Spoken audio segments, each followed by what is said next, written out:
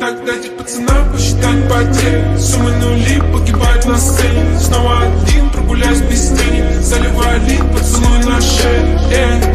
Капли дома, правый назад, черный каскад. Вижу твой взгляд, степ многоярд. Мог тебя взять, но ты не моя. Так дайте пацанам посчитать потери. Суммы нули погибают на сцене. Снова один, прогуляюсь без тени. Заливаю лид, поцелуй на шее. Капли дома, правый назад, черный каскад. Вижу твой взгляд, степ многоярд. Мог тебя взять, но ты не моя.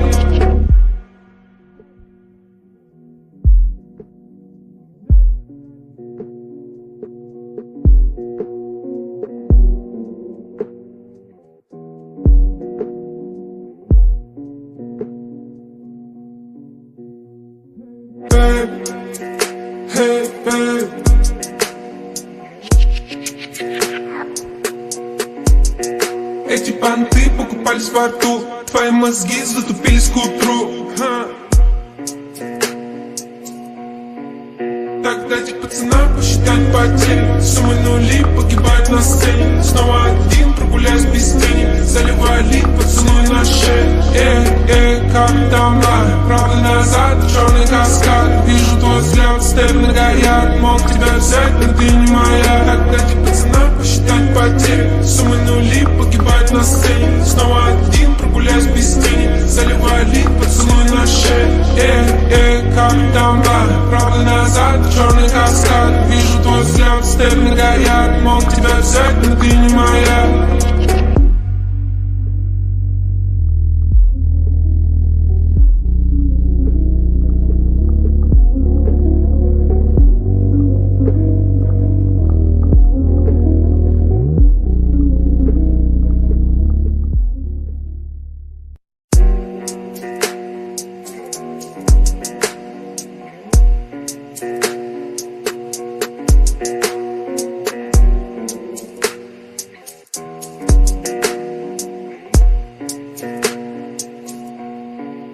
Так дайте пацанам посчитать потери. Суммы нули погибают на сцене. Снова один, прогуляюсь без тени. Заливаю лид, поцелуй на шее.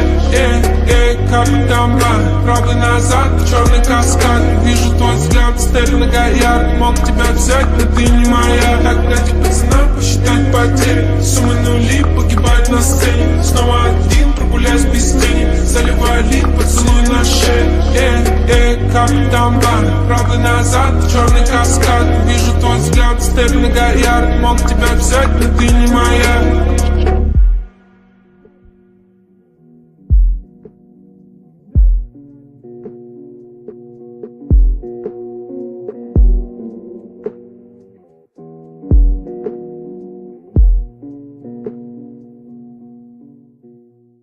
As a communist, how do you reconcile that with views on religion? Because, some people would say that we've lost our moral compass because fewer people go to church now, where I think if you're, approaching things from your perspective, you must have a totally different take on that, where religion maybe is sort of out of the equation. Am I correct in that?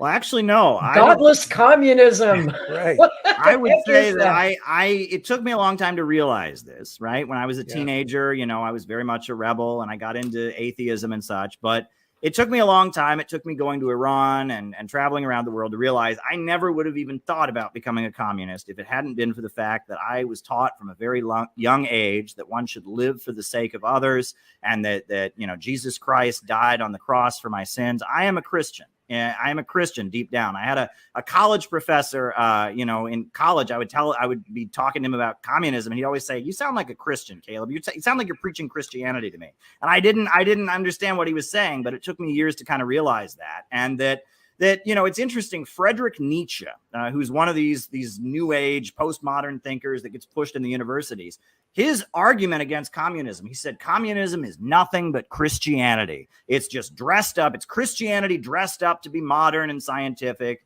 but it's the same thing that Jesus was pushing. The last shall be first, the first shall be last, sacrifice for what is right, build God's kingdom on earth, it's easier for the camel to go through the eye of the needle than for a rich man to get into heaven. If you read, the book of Acts, it talks about how the disciples held all things in common and none among them were in want, and all, shared what they had, sold their possessions. And if you read it, Jesus was building some kind of Jesus was a socialist. Movement. Yeah, absolutely. You made an excellent argument on Christmas Day. I remember you did a special called Jesus Was a Socialist. And I encourage people, if you're curious, to go to Caleb's YouTube channel and look for that video called Jesus Was a Socialist. Makes a really strong case for that. I would argue that the reason communism was so anti-Christian in its beginning years and in the 20th century was because in a feudal society, religion is not an option, right? In feudalism, the king has divine right to rule over you. He's appointed by God. If you disagree with the church, you get burned at the stake. Peasants are told, well, you are meant to be a peasant. God put you here, be a good peasant, or else you're going to go to hell. Don't rebel, don't question anything. And that communism came out really out of the struggle to bring down feudalism. It was after feudalism had been brought down in Germany and France and other places. People realized there was still a lot of injustice. And so the beginning of the communist movement was kind of disappointment with the revolutions that brought down feudalism. But it was still coming out of that struggle to overturn feudalism. And in Russia, at the time of the revolution, the Tsar, he wasn't just the king, he was also the Pope. He was the head of the church, right? And they saw the church as this institution that propped up the oppression of the peasantry and all of that. And in China, there were similar things. It wasn't just Mao, but even Dr. Sun Yat-sen, the founder of modern China, the first thing he did, his first revolutionary act, he was 21 years old, is there was a temple where these peasants were being made to bow before statues. And he went into the temple and he smashed the statues and he said, don't do this. This is degrading. We need science. We need modern ways of doing things. So in the struggle to bring down feudalism, the idea that religion is this tool that's used to oppress people. It's a tool used to oppress people. It makes perfect sense. And that's why Marx was always saying that his socialism was scientific rather than utopian or religious. That was the thrust. But now we live in a very different period. We live in a very different time where religion is an option, right? No one's making you be religious. And I would argue that at this point, atheism and anti-moralism and what they call philosophical irrationalism is the religion of the ruling class. That's what Netflix is preaching at us. That's what they're preaching in the universities. Very true. They want us to believe that right and wrong doesn't exist. You have no obligation to anyone else, no obligation to society, no obligation to your community. You're an atomized individual, rational, self-interest, greed is good. Everyone's on their own. Everyone can just do whatever they want. It's just the law of the jungle. Everyone's out there struggling against everyone else. That's what they believe, right? And that's what they're pushing. And I would argue that in the communist world, and that's the other thing, is in the communist world now things have changed. For example, the head of the Russian Communist Party, Gennady Zyuganov, I've met him. I actually met him when I was in Russia in 2018 to cover their elections. I was embedded with his campaign. He is a really strong Christian. He's a really strong Orthodox Christian. Nicaragua, I've been to Nicaragua. I met the son of the president, the son of Daniel Ortega, and the slogan that is painted all over the walls in Nicaragua is Christianity, socialism, and solidarity.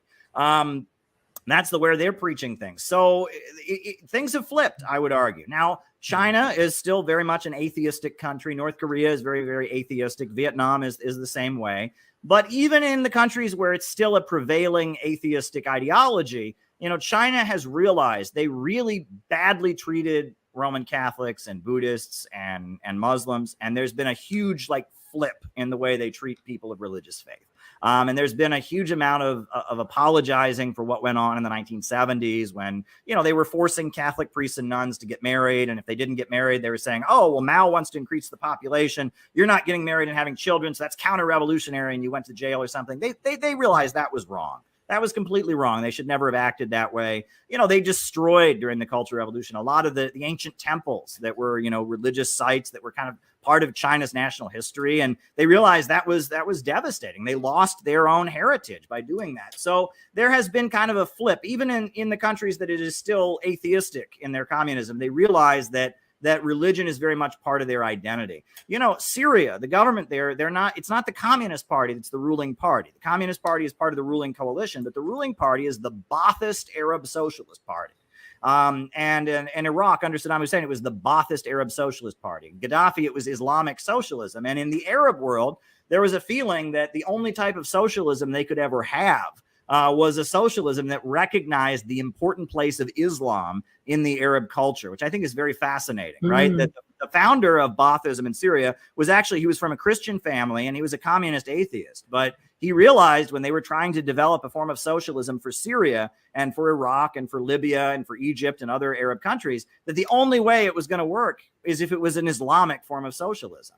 And I strongly believe we should have separation of church and state. I'm not an advocate of any kind of theocracy. I am a Christian, but I do believe that socialism in the United States will be very Christian in the way it's promoted. It'll probably, there'll be room for Muslims and Jews and Hindus. There'll be room for atheists and others. But I think that when socialism does eventually come to the United States, it'll have a very, very Christian overtone to it, like the socialism in Nicaragua. In Nicaragua, they have Christianity and socialism in their constitution. It says, we follow Christ's message and believing that God's children should all have health care and jobs. And it's like in the preamble of their constitution. Wow. We don't even have anything like that in our founding documents, really.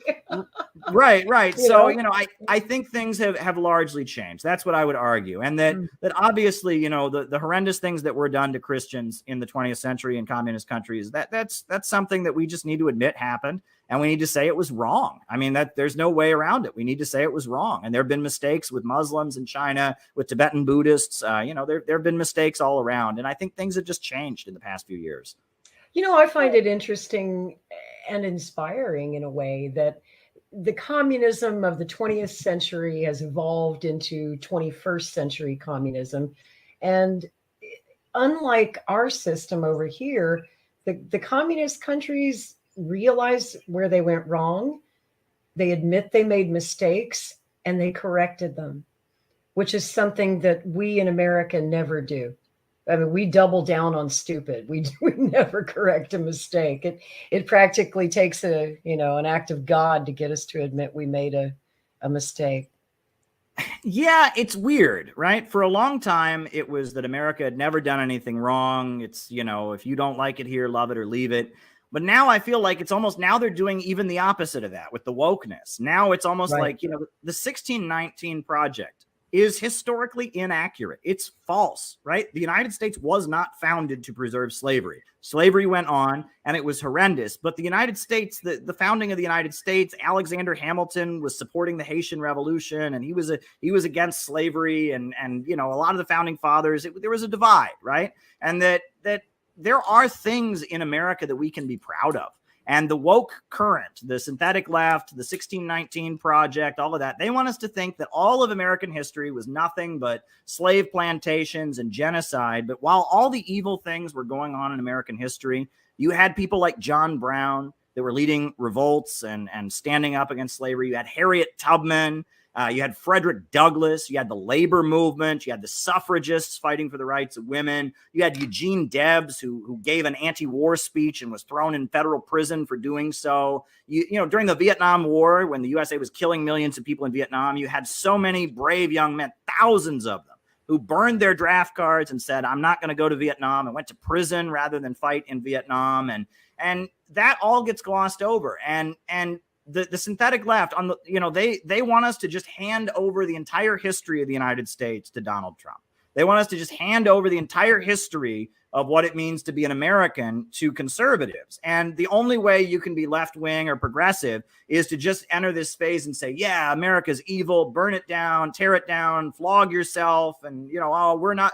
And I say we don't have to do that. We can be proud of our heritage as Americans, of the good things. And we can show that the bad things, they weren't done because Americans are just evil and racist deep down. They were done because of capitalism. They were done because the big corporations and the banks and the big monopolies that want to, conquer the world. And, the Vietnam War, 58,000 young men were sent to die in Vietnam. Why? for the profits of big corporations, to stop Vietnam from breaking free and developing. And that wasn't good for America. That wasn't good. You know, I have a cousin who I never met. He's on the Vietnam Wall. His name's on the wall in Washington, D.C. Was that good for my family that he went to Indochina and got shot? Of course not. That's not. And the good whole for reason America. that we were told we did that was to stop the domino effect, to stop communism from spreading. And then Korea and Vietnam, you know, we lost that war. The communists won. Yeah. So it was all for nothing.